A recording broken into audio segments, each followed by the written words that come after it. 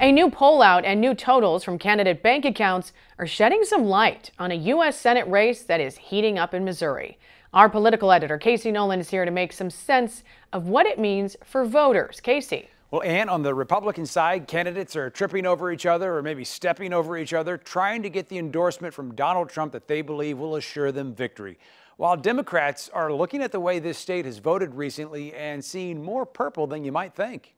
First, the job they all want. In every job Missourians have allowed me to have, I've tried to do my best. Missouri Republican Roy Blunt is not running for a third term, and at least 5 fellow Republicans hope to replace him, and all want the endorsement of one man, says Five on Your Side political analyst and UMSL professor Anita Manion. This is a state that went for Donald Trump by 15 points in 2020, and it's very clear that the candidates on the GOP side are vying for that Trump endorsement. That includes the top fundraisers so far, Missouri Attorney General Eric Schmitt and Congresswoman Vicky Hartzler from Western Missouri, along with Congressman Billy Long from Southwest Missouri and St. Louis Attorney Mark McCloskey, who is best known for his confrontation with protesters, and former Missouri Governor Eric Greitens, who resigned from office under investigation by his fellow Republicans after a sex scandal and allegations of campaign finance violations. Tuesday, Greitens released a poll showing him leading all candidates,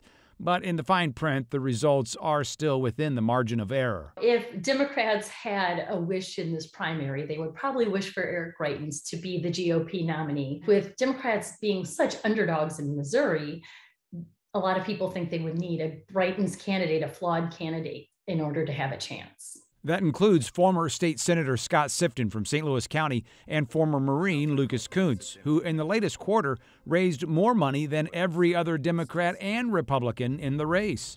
And if most still think Republicans will still run away with it, Manion says Democrats are holding on to Missourians' voting record on more liberal issues. Missouri, over the last several years, has voted statewide to support policies like increasing the minimum wage and Medicaid expansion and against right to work, while overwhelmingly electing conservative candidates that do not support those policies.